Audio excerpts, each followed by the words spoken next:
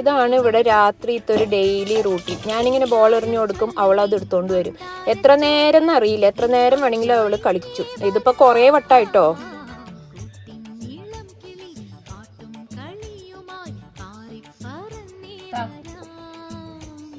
കളിക്കാനാണ് ഈ ബോൾ തരണം.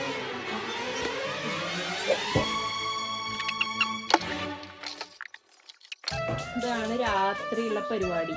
മടുക്കില്ല. ഞാൻ എറിഞ്ഞു കൊടുക്കുക, അവള് കൊണ്ടുവരും. ഇതിപ്പോ ഒരു 100 തവണയായി. മതി, മതിയായാ?